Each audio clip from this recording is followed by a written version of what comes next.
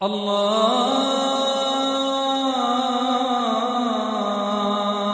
أكبر. أعوذ بالله من الشيطان الرجيم. بسم الله الرحمن الرحيم.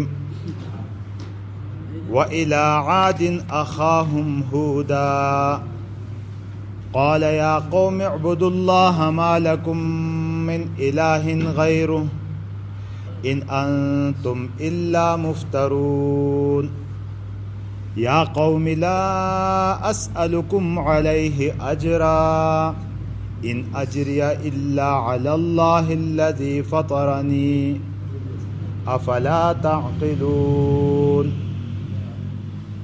ويا قوم استغفروا ربكم ثم توبوا إليه يرسل السماء عليكم مدرارا ويزدكم قوة إلى قوتكم ولا تتولوا مجرمين قالوا يا هود ما جئتنا ببينة وما نحن بتاركي آلهتنا عن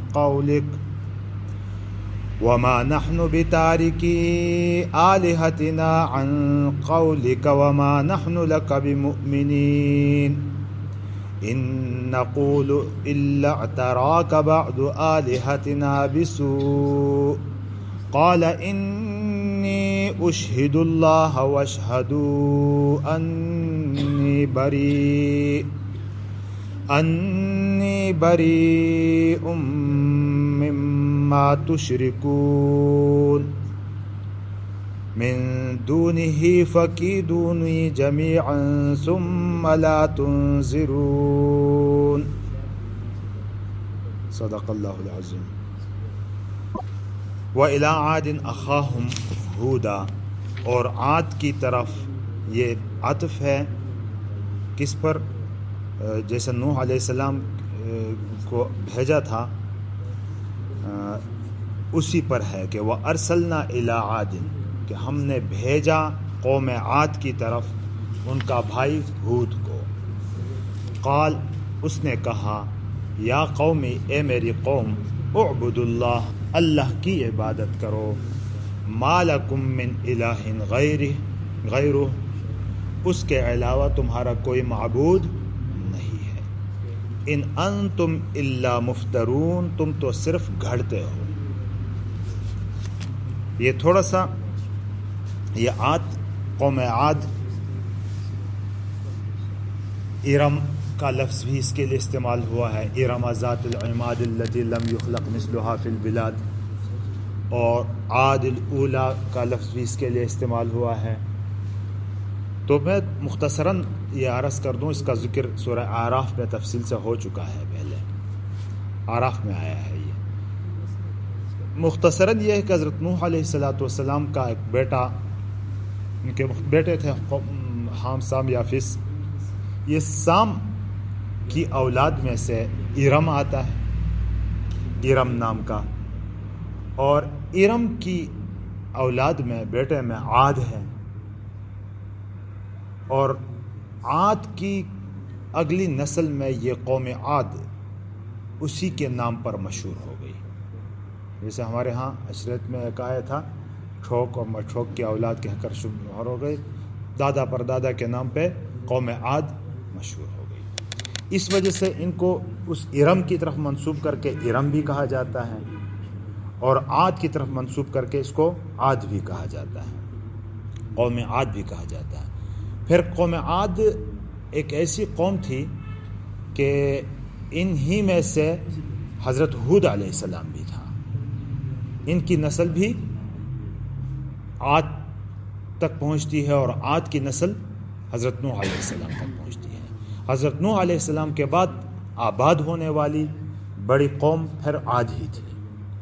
انہی میں سے کہتے ہیں کہ جب عذاب آیا تو یہ قوم کچھ ایسی تھی کہ اللہ کی بڑی نعمتیں اللہ نے ان کو دے رکھی تھی کہ ہر قسم کی آسائشیں ان کے پاس تھی. اس زمانے میں بڑی بڑی عمارتیں اونچی اونچی عمارتیں ان لوگوں کی تھی اور قد بھی اللہ نے ان کو ایسے ہی دیے تھے. بڑے اچھے قد تھے اور دولت یہ کیا کہتے ہیں اس کو پیداوار، یہ ساری چیزیں بہت زیادہ وافر مقدار، اس لیے یہ مست ہو گئی تھی، اور یہ مست ہو کے انہوں نے بت بنائے اور پھر ان بتوں کی پوجا شروع کر دی تھی۔ عاد کی طرف حضرت ہود علیہ السلام آئے، ان کو ڈرائے دھمکایا، سمجھایا کہ قوم میں نوح کا عذاب کوئی زیادہ پرانا نہیں ہوا ہے، تمہیں اس کی تاریخ بھی معلوم ہے، بھائی تم کیا کر رہے ہو یہ۔ تو اللہ نے ان کے اوپر ایک عذاب مسلط کر دیا ان کی ان سرکشیوں کی وجہ سے کہ تقریباً 3 سال تک قحط رہا، بارشیں نہیں ہوئی، پیداوار ختم ہو گئی، لیکن یہ پھر بھی نہیں سمجھے، پھر بھی ان کو سمجھایا گیا، پھر بھی یہ بات نہیں مانی انہوں نے۔ تو آخر کار ان کا یہ ہوا کہ اللہ کی طرف سے ایک طوفان چلا اور طوفان میں ان کو ختم کر دیا۔ بلکہ طوفان کے ساتھ ایک اور لفظ بھی آتا ہے قرآن پاک ہی میں کہ ایک تیز آواز آئی جس سے ان کے کلیجے پھٹ گئے اور مر گئے سارے۔ تو ان کی اس دوران کہتے ہیں کہ کچھ لوگ جو کہ ایک وفد کی صورت میں وہاں گئے تھے، مکہ معظمہ کی طرف گئے تھے، وہ بچ گئے تھے۔ ایک تو وہ بچ گئے، ایک خود ہود علیہ السلام کے ساتھ انہوں نے ایک گھیرا بنایا ہوا تھا، اس کے اندر رہ گئے تھے۔ پورا طوفان ہے، چیخیں ہیں، سب کچھ ہے، مر رہے ہیں، گر رہے ہیں سارے، لیکن اللہ نے ان کو محفوظ کیا ہوا تھا۔ تو جو مکہ معظمہ کی طرف ایک وفد کیا تھا، واپسی آ کر یہ آباد ہو گیا وہاں۔ یہ ایریا ہے، علاقہ ہے، یہ عمان اور حضرموت کے درمیان ہے، یمن کے کنارے پر ہے یہ جی۔ تو یمن ہی کے کنارے پر ہے یہ اس جگہ یہ قوم آباد تھی۔ اس کے بعد آنے والے جو ہے یہ مکہ معظمہ سے جو وفد واپس آ کے یہ آباد ہو گئے اور پھر یہ قوم بن گئی۔ یہ ان کی طرف پھر سمود ہے، پھر یہ قوم سمود، ہود علیہ السلام تو پیغمبر تھے نا، ان کی طرف آئے، عاد کی طرف آئے تھے۔ تو یہ سمود کا قصہ بھی اس کے ساتھ ہی پھر آ رہا ہے، اس لیے میں نے مختصراً ٹچ کر دیا اس کو بھی۔ تو یہاں انہوں نے جو دعوت دی اسی کا ذکر ہے کہ وَإِلَىٰ عَادٍ أَخَاهُمْ هُودًا، اور عاد کی طرف ہم نے بھیجا ہود کو، ان کے بھائی ہود کو۔ یہ بھائی دینی بھائی نہیں تھے ان کے، بلکہ نسبی بھائی تھے، نسب کے ایک ہی قوم کے تھے، تو نسبی بھائی تھے ان کے۔ تو ہم نے بھیجا قوم عاد کی طرف ان کے بھائی ہود کو۔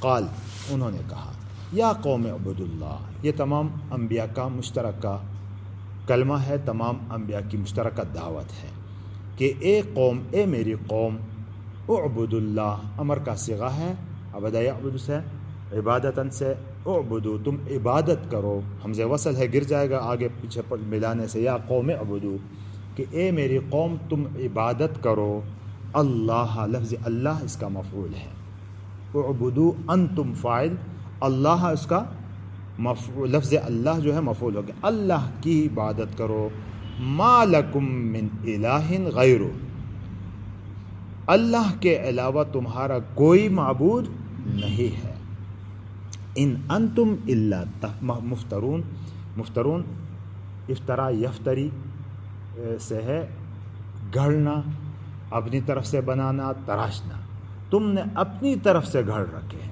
تم اپنی طرف سے گھڑنے والے لوگ ہو کہ معبود اپنی طرف سے بنائے اور اس کی عبادت کرنے لگتے ہو۔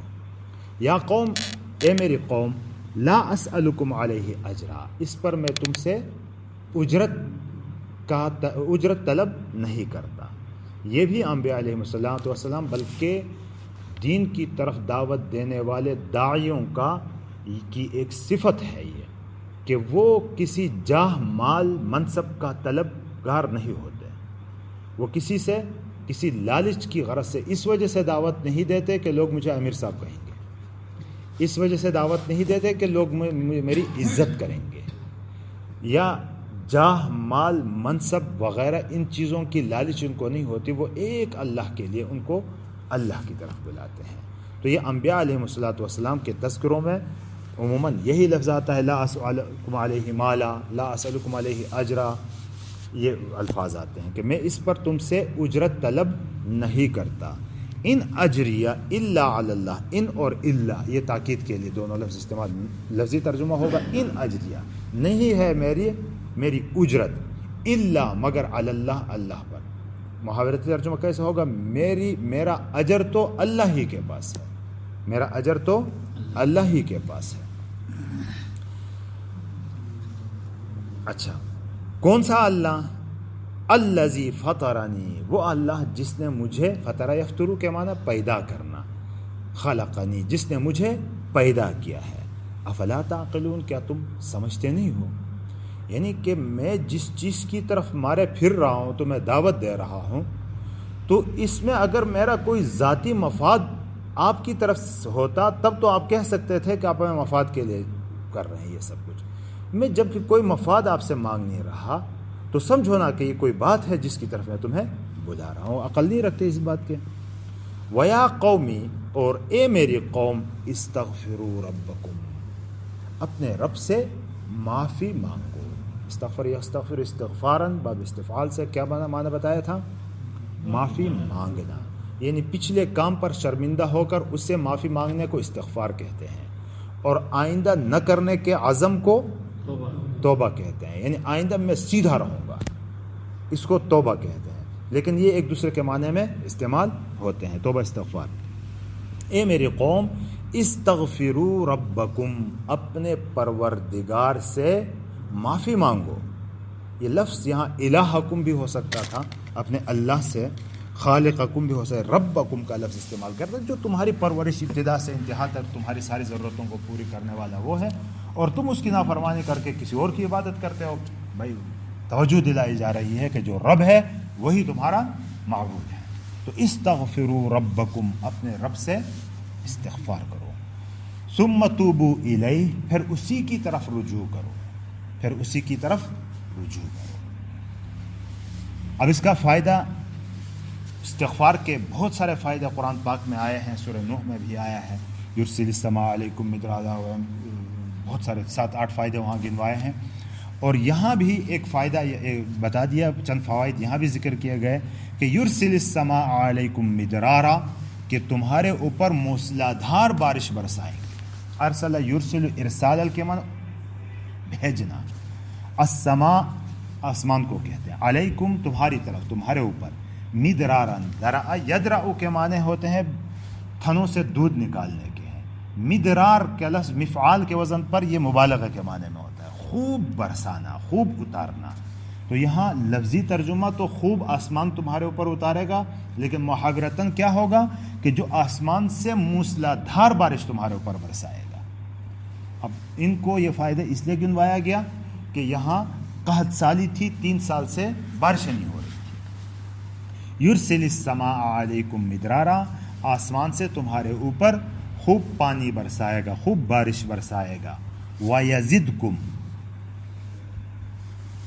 زیادہ یزید زیادہ کرنا، وَيَزِدْكُمْ، اور اضافہ کرے گا تمہارے لیے، قوتاً، قوت کو، اِلَىٰ قُوَّتِكُمْ، تمہارے قوت کی طرف، یعنی تمہاری قوت میں اور بھی مزید اضافہ کرے گا، تمہاری قوت میں اور بھی اضافہ کرے گا۔ قوت والے تو تھے، من اشد منا قوہ، یہ لوگ دعویٰ کرتے تھے کہ ہم سے زیادہ طاقتور کون ہے، من اشد منا قوہ۔ تو اللہ کے نبی فرماتے ہیں کہ استغفار کرو، تمہاری اس قوت میں اللہ اور بھی اضافہ فرما دیں گے۔ تو اس کا مطلب یہ ہوا کہ استغفار کے دنیاوی فوائد بھی بہت سارے ہیں، جن میں سے کہ اولاد کا ہونا، بارشوں کا ٹائم وقت پر ہونا رحمت کے طور پر، ایک تو بارشیں عذاب کے طور پر ہوتی ہیں، رحمت کے طور پر بارشوں کا ہونا، اور بھی یا قوم استغفروا ربکم انہ کان غفارا یرسل السماء علیکم مدرارا وَيُمْدِدْكُمْ بِأَمْوَالٍ وَبَنِينَ، مال بڑھے گا، بیٹے آئیں گے، جی، وَيَجْعَلْ لَكُمْ جَنَّاتٍ، باغات تمہارے پھلیں پھولیں گے، اور نہریں تمہارے لیے جاری فرما دیں گے، پانیوں کا انتظام خوب ہوگا، ایریگیشن کا، اور یہ فوائد تو وہاں ذکر کیے، یہاں کیا فوائد ذکر کیے گئے؟ یرسل السماء علیکم مدرارا ویزدکم قوتا الی قوتکم ولا تتولوا مجرمین، تتولوا، منہ مت پھرو، منہ مت موڑو، مجرمین حالت ہے کہ جرم کی حالت، مجرم بن کر مت لوٹو، مجرم بن کر اعراض مت کرو۔ قالوا یا ہود، تو انہوں نے کیا جواب دیا؟ قوم کا جواب کیا ہوتا ہے، پیغمبر کا کیا انداز ہوتا ہے، اور پھر قوم کا کیا انداز ہوتا ہے۔ تبلیغ حضرات بیٹھے ہوئے ہیں، اس لیے اس چیز کو میں ذرا بار بار چھیڑتا ہوں کہ مایوس ہو کے وہ ایک صاحب 4 مہینے لگا کر آئے، تو 2-4 دن تو انہوں نے کام کر دیا، پھر یار یہ مانتے ہی نہیں ہے یار کسی کی، ابھی وہ مانے نہ مانے کام ہمارا کرنے کا ہے، منوانا نہ منوانا یہ ہمارے بس کی بات نہیں ہے. ہم البتہ اپنے اخلاق کو نہ چھوڑیں، کردار کو نہ چھوڑیں. ہمارے اعمال کو بھی دیکھا جاتا ہے، ہمارے اعمال بھی تبلیغ ہوتی ہے، ہمارے اٹھنا بیٹھنا تبلیغ ہے. تو یہ سب کچھ دیکھ کر پھر لوگ خود بخود متاثر ہوں گے، آ جائیں گے. جس کے نصیب میں ہدایت لکھی ہوئی ہے، جس کی نصیب میں نہیں لکھی وہ نہیں آئے گا. لیکن اسے مایوس ہونا ہمارے لیے نہیں ہے. تو اب قوم کیا کہتی ہے؟ قالوا یا ہود، اے ہود، ما جئتنا ببینہ، جائے جو کہ معنی آنا ہے، با اس کے ساتھ صلے میں کوئی لفظ آ جائے لانے کے معنی. ما جئتنا ببینہ، آپ کوئی دلیل لے کے نہیں آئے. حالانکہ نبوت کے معجزے یقیناً ہود علیہ السلام نے دکھائے ہوں گے، لیکن یہ اپنی فرمائش کرتے تھے کہ اس قسم کا کرو، یہ کرو، وہ اپنی اب فرمائشی معجزے پورے نہیں ہوتے، کیونکہ نبی صرف معجزے پورے کرنے کے لیے تو نہیں ہوتا، وہ تو صرف اپنی ایک نشانی دکھاتا ہے، پھر اللہ کی دعوت دینی ہوتی ہے اس کو. اب یہ اس کی اپنی فرمائشیں کرتے تھے. تو آپ دلیل لے کر، واضح دلیل لے کر نہیں آئے ہیں. وما نحن بتارکی آلہتنا، اور نہیں ہے ہم بتارکی، تارکن، ترکہ یترک کے معنی چھوڑ دینا. اس کا اسم فاعل کیا ہوگا؟ تارکن. جمع کیا آئے گی؟ تارکون. اور حالت نسبی اور جری میں تارکین پڑھا ہے نا آپ نے، تارکین. اچھا وہاں نہیں پہنچے، آ جائے گی. تارکین آتا ہے اور پھر نون اضافت جب ہو جائے تو وہ گر جاتا ہے. الہ کی طرف اس کی اضافت ہو رہی ہے، نون گر گیا. تو تارکی آلہتی، ہم چھوڑنے والے نہیں ہیں اپنے الہوں کو، یعنی تیرے کہنے پر ہم اپنے معبودوں کو چھوڑنے والے نہیں. وما نحن بتارکی آلہتنا عن قولک، تمہاری بات پر، اور ہم اپنے معبودوں کو چھوڑنے والے نہیں ہیں تمہاری باتوں پر. وما نحن لک بمؤمنین، اور تمہاری باتوں سے ایمان لانے والے بھی نہیں ہیں. ان فیصلہ کر دیا، سنا دیا. اور ہم کیا کریں گے؟ ہم تو پیچھے ہٹ جائیں گے. پھر اس وقت چلو یہ بات مانتا ہی نہیں ہے، چھوڑو اس کو. وہ تو پھر آخر حد تک لگے ہوئے ہوتے تھے. جب فیصلہ آ جاتا اللہ کا تو تب پیچھے ہٹتے تھے عذاب کا. ان نقول، اب یہ کیا کہتے ہیں؟ ان نقول الا، یہ ان نافیہ اور الا یہ بھی تاکید کے لیے. ہم تو یہی کہتے ہیں کہ اعترا کا، اعترا یعتری اعتراء کے معنی اصابہ کا، پہنچایا ہے تمہیں، پہنچایا ہے تمہیں.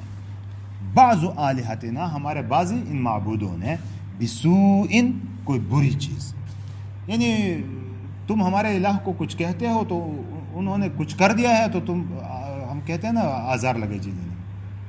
ہاں، ہم شامت آئی ہے، ان کے شامت اعمال ہے کہ انہوں نے کچھ، ان کی پھٹکار آپ پر پڑی ہے. لہذا باللہ اس قسم کے الفاظ ہیں کہ ہمارے بعض معبودوں کی پھٹکار آپ پر پڑی ہے تو آپ دیوانہ ہو گئے ہیں، ادھر ادھر کی باتیں کر رہے ہیں. ہمیں تو ایسا لگتا ہے ہمارے ان خداؤں کو کچھ کہتے ہو تو انہوں نے تجھے پکڑ لیا ہے، تو اب ادھر ادھر کی باتیں کرنے لگے ہو. تو اس قسم ان نقول الا اعتراک بعض آلہتنا بسوء، ہم تو کہتے ہیں کہ تجھ تک برائی پہنچائی ہے ہمارے ان بعض معبودوں نے. اس کا مطلب بعض کہا ہے، سب اگر پہنچائیں گے تو رہے گا ہی نہیں، بعضوں نے تجھے پکڑ لیا. ہاں جی، یہ تو قوموں کا ہے. قال، تو قال اس نے کہا، کس نے؟ اب پیغمبر کا جواب. پکی ٹھکی بات ہوتی ہے، نرمی سے ہوتی ہے، بات ادھر ادھر نہیں گھماتا پیغمبر. کہ انی اشہد اللہ، اشہد یشہد باب افعال سے ہے تو گواہ بنانا، شہیدہ یشہد ضربہ یضرب سے ہو، سمیع یسمع سے ہو تو اس کا معنی گواہ بننا. یہ لازم اور متعدی، ٹرانزٹیو اور انٹرانزٹیو کا ہوا. انی اشہد اللہ، میں اللہ کو گواہ بناتا ہوں. واشہدو، اور تم بھی گواہ بنو، یہ باب سمیع سے آ گیا، امر کا صیغہ ہے، اور تم بھی گواہ بنو. انی بریء، میں بیزار ہوں، میں بری ہوں. مما تشرکون، ان چیزوں سے جن کو تم شریک ٹھہراتے ہو. ذہن سے نیند تو نہیں آ گئی؟ اچھا، مما تشرکون، ان چیزوں سے جسے تم شریک بناتے ہو. من دونہ، اس کے علاوہ، اللہ کے علاوہ. گویا کہ یہاں ایک قسم کا جو بینہ کا، وہ کہہ رہے تھے نا کہ کوئی معجزہ لے کر نہیں آئے، گویا کہ ایک قسم کا معجزہ بھی دکھا رہے ہیں یہاں کہ بھائی تم اتنے قوت والے، اتنی دولت والے، میں تنہا اکیلے چند لوگوں کے ساتھ ہوں، تو اب میں یہ اعلان کرتا ہوں کچھ کر کے دکھاؤ۔ اب بھی کچھ نہیں کر سکتے میرے خلاف، تو مان جاؤ کہ یہ معجزہ ہے۔ یہ ایک قسم کا ان کے اس کا جواب بھی تھا کہ بینہ لے کر نہیں آئے ہو۔ فَكِيدُونِي جَمِيعًا، یہ چیلنج کر دیا۔ کیدونی، کاد یکیدو، قیدن کے معنی کیا ہے؟ وہ عقیدو قیدا، کاد یکیدو، مکر کرنا، چال چلنا، کوئی تدبیر کرنا، کوئی چال چلنا۔ تو فَكِيدُونِي، کوئی تدبیر کرو میرے خلاف، سب کے سب۔ ثُمَّ لَا تُنْظِرُونَ، انظر ينظر، انظار ضا سے، اس کا مطلب کیا ہے؟ مہلت دینا۔ لا تنظرونی، مجھے مہلت مت دو، تو اس کا مطلب اب یہ بھی نہیں کر سکتے، تو اور کون سا معجزہ چاہتے ہو تم؟ چیلنج کر دیا، اب اور کون سا معجزہ تمہیں چاہتے؟ انی توکلت علی اللہ، یقیناً میں نے توکل کیا اللہ پر، ربی، جو کہ میرا رب ہے، وکالت سے ہے نا توکل، توکل تفعل کا صیغہ ہے کہ اپنا سب کچھ سپرد کر دینا اللہ کے۔ وَرَبِّكُمْ، کہ وہ تمہارا بھی رب، اللہ سے بدل ہے، ربی وَرَبِّكُمْ، کہ اللہ جو کہ میرا رب ہے اور تمہارا رب ہے، اس پر میں نے کیا کیا؟ بھروسہ کیا۔ وَمَا مِن دَابَّةٍ، اور نہیں ہے کوئی زمین پر چلنے والی چیز، دابہ پہلے بھی گزر چکا ہے لفظ، کل ما یدب علی الارض، ہر وہ چیز جو زمین پر چلنے والی ہے، الا ہوا آخذ، مگر وہ پکڑنے، اخذ یاخذ سے آخذ، پکڑنے والا ہے، بناسیتہا، ناسیہ پیشانی کو کہتے ہیں، خصوصاً اس جگہ کو جہاں سے کہ میں بال ہیں، اس جگہ کو ناسیہ کہتے ہیں، اس کا ترجمہ عموماً چوٹی سے بھی کر دیتے ہیں، کہ ہم ناسیہ، نواسی اس کی جمع آتی ہے، الا ہوا آخذ بناسیتہا، مگر وہ اس کی پیشانی کو پکڑنے والا ہے۔ پیشانی سے پکڑنے والے کا مطلب کیا ہے؟ اس کے قبضے میں ہے، کوئی اس کے قبضے سے باہر نہیں ہے، کوئی بھی زمین پر چلنے والی چیز اس کے قبضے سے باہر نہیں ہے۔ محاورتاً اور مفہوماً یہی ہوگا، ما من دابۃ الا هو آخذ بناصیتها، کوئی جانور ایسا نہیں، ہر جانور، ہر جاندار چیز کو،